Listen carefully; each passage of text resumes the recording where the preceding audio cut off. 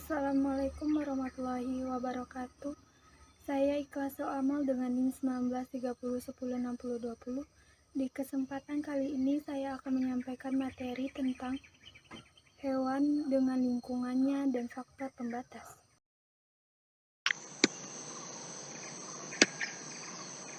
Ekologi hewan. Ekologi berasal dari bahasa Yunani oikos yang artinya rumah dan logos yang artinya ilmu. Jadi, ekologi hewan adalah cabang ilmu biologi yang khusus mempelajari interaksi-interaksi antara hewan dengan lingkungannya, baik secara langsung maupun tidak langsung terhadap kehidupan yang meliputi sebaran distribusi maupun tingkat kelimpahan hewan tersebut. Adapun indikator yang akan kita bahas kali ini, yang pertama, permodelan dalam ekologi hewan. Yang kedua, perkembangan dan pemilihan bidang ekologi, aspek-aspek terapan ekologi hewan. Yang ketiga, konsep faktor-faktor pembatas. Yang keempat, hukum minimum Liebig dan toleransi Salford. Yang kelima, indikator-indikator ekologi. 1. Permodelan dalam ekologi hewan. Ruang lingkup ekologi hewan meliputi kajian individu atau organisme, populasi, komunitas, dan ekosistem tentang distribusi dan kemelimpahan, adaptasi dan perilaku, habitat dan relung, produktivitas, sistem, dan permodelan ekologi. Permodelan dalam ekologi pada dasarnya adalah suatu formulasi matematik sebagai bentuk penerjemah fenomena ekologi yang sebenarnya dan telah disempurnakan. Jumlah variabel dalam suatu model lebih rendah dari yang sebenarnya, karena yang ditampilkan hanya faktor-faktor dan proses kuncinya saja, yaitu yang paling penting serta paling menentukan. Informasi ini didapat dari hasil sejumlah penelitian kuantitatif yang bersifat deskriptif maupun eksperimental di lapangan maupun di laboratorium. Permodelan dalam ekologi disusun dalam menghadapi berbagai kondisi alam atau lingkungan yang terus-menerus berubah. Dalam hal ini, manusia dituntut dapat membuat penjelasan terhadap fenomena-fenomena alam untuk memperoleh manfaat bagi kepentingan hidupnya, maupun meramalkan kejadian yang mungkin akan terjadi guna menghindari efek buruknya. Untuk dapat memenuhi tuntutan tersebut, diperlukan acuan dan peramalan yang lebih baik dan tepat. Hasil studi tersebut dibuat dalam bentuk pemodelan ekologi. Penyusunannya didukung oleh hasil-hasil penelitian ekologi yang memberikan informasi kuantitatif dan pengolahan datanya banyak dibantu oleh teknik-teknik komputer. Yang kedua, perkembangan dan pemilihan bidang ekologi, aspek-aspek terapan ekologi hewan. Dalam perkembangannya, ekologi telah mengalami dispersifikasi dengan lahirnya cabang-cabang ilmu ekologi lain yang lebih spesifik dengan materi yang terbatas, khusus dan mendalam yang didasarkan atas kelompok organisme. Misalnya, ekologi tumbuhan, ekologi hewan, ekologi parasit, ekologi gulma, ekologi serangga, ekologi burung, dan lain sebagainya. Ekologi hewan bahasanya memerlukan pemahaman mengenai aspek-aspek biologi lain juga menyangkut matematika dan statistika. Sebenarnya konsep azas ataupun generalisasi dalam ekologi hewan telah banyak memberikan nilai terapan yang cukup dalam kehidupan manusia sehari-hari, terutama dalam bidang pertanian, perkebunan, peternakan, perikanan, kesehatan dan pengolahan maupun konservasi satwa liar. Penerapan ekologi makin penting dengan semakin diperlukannya upaya manusia dalam memelihara ketersediaan sumber daya, serta kualitas lingkungan hidup yang berkesinambungan.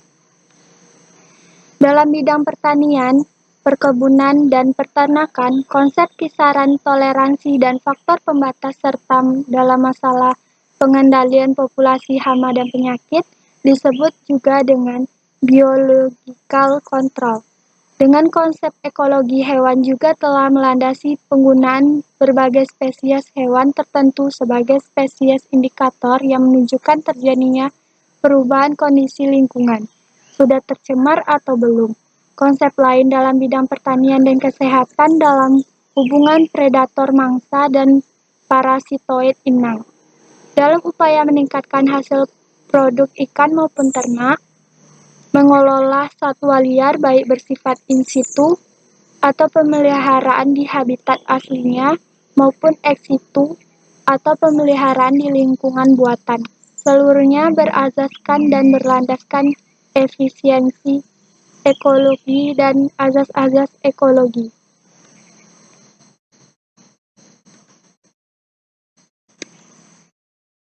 Yang ketiga, ada konsep faktor-faktor pembatas. Faktor-faktor pembatas adalah suatu faktor lingkungan yang membatasi distribusi atau aktivitas suatu organisme atau populasi.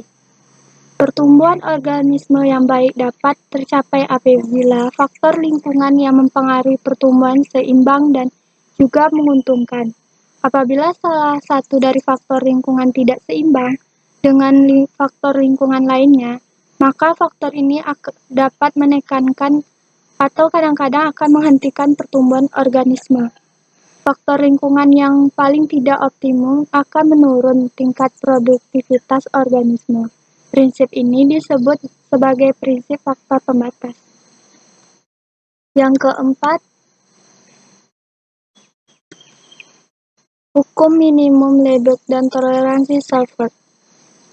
Hukum minimum Lebesgue berbunyi, pertumbuhan suatu organisme ditentukan oleh unsur atau senyawa yang berada dalam keadaan minimum. Hukum ini telah ditetapkan pada habitat ekosistem dengan arus dan materi yang masuk sama seimbang dengan yang keluar. Contoh dalam ekologi hewan adalah hewan air, khususnya ikan, juga mempunyai zat tertentu atau nutrisi yang berfungsi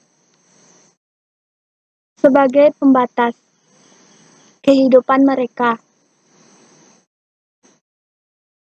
Jika zat ini berada dalam jumlah tertentu, hewan air ini masih bisa hidup, namun jika kurang dari jumlah tersebut, hewan air akan mati. Inilah yang dimaksud dengan hukum minimum Lebesgue pada hewan air. Selain nutrisi, hal-hal lain yang jika berada dalam batas minimum akan mempengaruhi keberlangsungan hidup hewan air adalah faktor lingkungan. Hukum minimum Lebesgue pada hewan air jika ditinjau dari segi ketersediaan kuantitas makanannya akan sangat berkaitan dengan rantai makanan, karena dalam ekosistem perairan dan khususnya pada hewan terdapat proses makan dan memakan. Sehingga jika salah satu kekurangan makanan, maka tingkat tropik di atas juga akan merasakan akibatnya. Ikan besar akan mati apabila tidak terdapat ikan-ikan kecil yang berperan sebagai makanannya. Sedangkan ikan kecil juga akan mati jika tidak terdapat zooplankton atau fitoplankton yang merupakan sumber makanan utama ikan kecil. Pada akhirnya, rantai makanan ini bermuara pada energi cahaya matahari yang merupakan sumber energi utama kehidupan di bumi. Hukum toleransi Salford yang berbunyi, setiap organisme mempunyai suatu batas toleransi kisaran antara batas minimum dan batas maksimum ekologi tersebut. Apabila melampaui batas itu, yaitu lebih rendah dari batas toleransi minimal atau lebih tinggi dari batas toleransi maksimal, maka makhluk hidup itu akan mati dan populasinya akan punah dari sistem tersebut. Untuk menyatakan derajat toleransi seiring dipakai istilah sterno untuk sempit dan euri untuk luas. Cahaya, temperatur, dan air secara ekologis merupakan faktor lingkungan yang penting untuk daratan, sedangkan cahaya, temperatur, dan kadar garam merupakan faktor lingkungan yang penting untuk lautan. Contohnya, apabila organisme terdedah pada suatu kondisi lingkungan yang membatasi batas kisaran toleransinya, maka organisme tersebut akan mengalami cekaman atau stres. Hewan yang berada pada suhu ekstrim rendah akan menunjukkan kondisi kritis hipotermia dan pada suhu ekstrim tinggi akan mengakibatkan gejala hipertermia. Apabila kondisi lingkungan suhu yang demikian tidak berubah, maka hewan akan mati. Yang kelima, indikator ekologi. Indikator ekologi. Lingkungan mikro merupakan suatu habitat organisme yang mempunyai hubungan faktor-faktor fisiknya dengan lingkungan sekitar yang banyak dipengaruhi oleh iklim mikro dan perbedaan topografi. Perbedaan iklim mikro ini dapat menghasilkan komunitas yang ada berbeda. Suatu faktor lingkungan sering menentukan organisme yang akan ditemukan pada suatu daerah. Karena suatu faktor lingkungan sering menentukan organisme yang akan ditemukan pada suatu daerah, maka sebaliknya dapat ditentukan keadaan lingkungan fisik dari organisme yang ditemukan pada suatu daerah. Organisme inilah yang disebut indikator ekologi atau indikator biologi.